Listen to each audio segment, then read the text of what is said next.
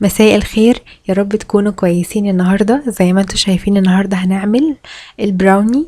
بجد طعمه تحفة، احلى وصفة للبراونيز هتجربوها. يعني مش قادرة اقول لكم حلاوتها عاملة ازاي، فلما تجربوها انتوا هتعرفوا. لو اول مرة بتشوفوني، انا اسمي مريت ودي القناة بتاعتي شيف صغير.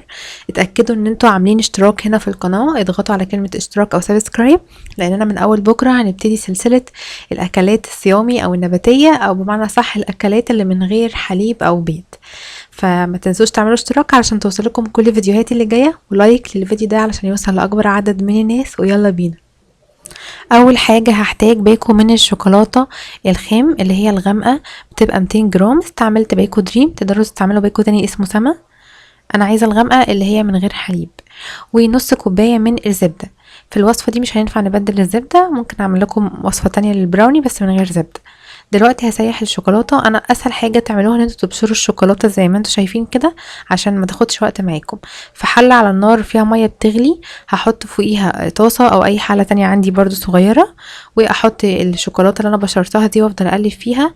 مهم جدا ما يجيش ولا نقطه ميه في الشوكولاته علشان تقدروا تسيحوها وما تاخدش معاكم وقت. ولما تبتدي الشوكولاته تسيح كده، هبتدي ان انا اضيف نص كوبايه بتاعه الزبده.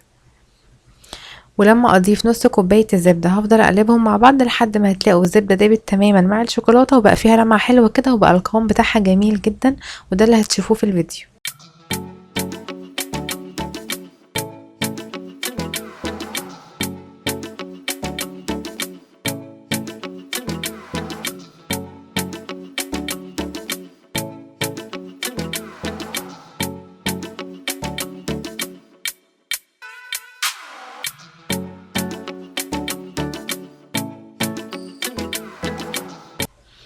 وزي ما انتوا شايفين الشوكولاته ساحت تماما. دلوقتي بقى نكمل بقيه المكونات. هحتاج ل3 بيضات بدرجه حراره المطبخ. هضيف عليهم ربع معلقه صغيره من الفانيليا السايله، واللي انا دايما بفضلها، وتقدروا تستعملوا باكوين من الفانيليا البودره. وبعد كده هقلب بمضرب عادي يدوي.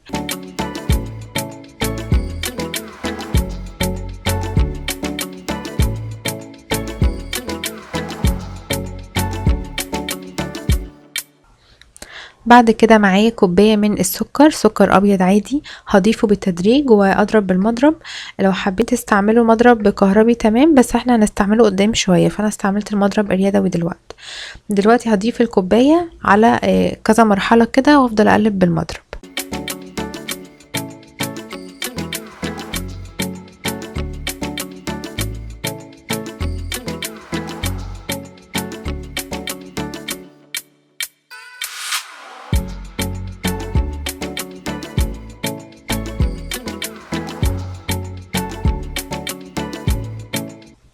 دلوقتي بقى الحله اللي على النار اللي احنا كنا سيحنا عليها الشوكولاته، برضو هاخد الطبق ده واحطه على الحمام المائي، وهضرب بالمضرب اليدوي كده وهو على الحمام البخار لمده بس دقيقه واحده، علشان بس السكر يدوب معايا شويه.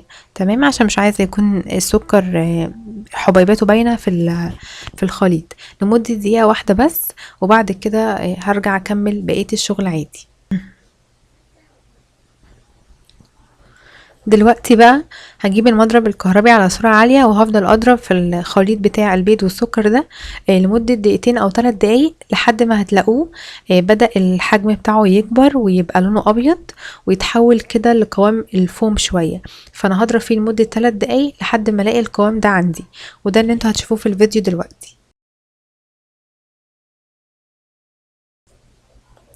في المرحلة دي بقى، بعد ما وصل للقوام الفوم ده ولونه بقى فاتح، هضيف بقى الشوكولاتة اللي انا كنت مسيحاها في اول الفيديو. هضيفها دلوقتي، وبعد ما اضيفها هضرب بالمضرب برضو لحد ما اتأكد ان الشوكولاتة اختلطت تماما مع السكر والبيض. دي كده كل المكونات السائلة اللي انا احتاجتها. البراونيز مش بيبقى فيه حليب، مش بيبقى فيه زيت. دلوقتي بقى المكونات الجافة هما حاجتين بس.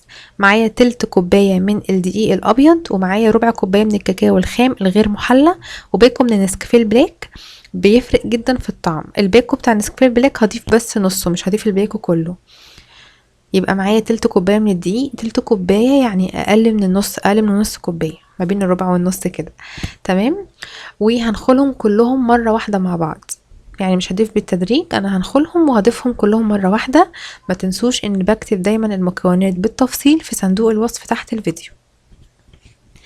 بعد ما خلطتهم كده انا في المرحلة دي خلاص مش هستعمل المضرب الكهربي ولا حتى المضرب اليدوي.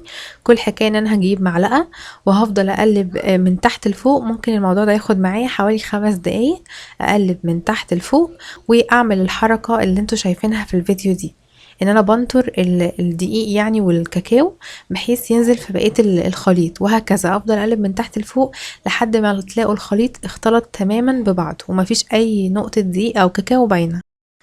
كمان نسيت اقول ان انا كنت ضايفه رشه ملح صغيره على الدقيق.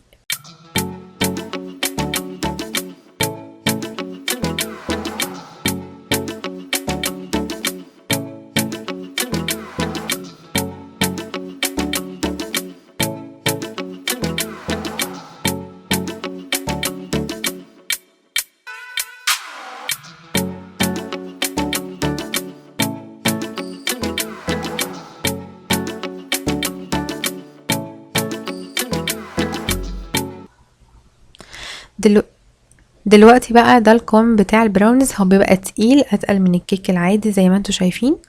لما تلاقوه تقيل معاكم كده يبقى انتوا كده ماشيين مظبوط. لو حسيتوا ان هو خفيف شويه ممكن تزودوا شويه دقيق، لان الدقيق بيختلف من مكان للتاني. المهم تلاقوا القوام بتاعه زي ما انتوا شايفينه في الفيديو. دلوقتي انا يعني عملت حاجه كده ان انا جبت الصينيه اللي عندي المستطيله وحطيت فيها ورقه زبده وظبطتها، وكمان حطيت زي حواجز من الفويل كده علشان المفروض الوصفه دي تتعمل في صينيه مقاس 18 او 20، مش اكبر من كده عشان ميبقاش رقيق قوي. فانا عملت الحواجز دي بالفويل علشان يعني اصغر حجم الصينيه شويه. تمام. هي اي نعم في الاخر في شويه طلعوا بره الحاجز الفويل، بس انا قطعت الاطراف في اخر الوصفه يعني. وزي ما انتم شايفين الصور في الاول كانت شكلها جميل جدا وطالعه طبيعيه جدا. فلو انتم مش حابين اصلا تستعملوا صواني مستطيله وعندكم اي صينيه صغيره سواء مدوره او بيضاويه تقدروا تستعملوها عادي. بس يفضل ان انتوا تحطوه في ورق زبده. تمام. ورق الزبده هيحافظ عليه اكتر.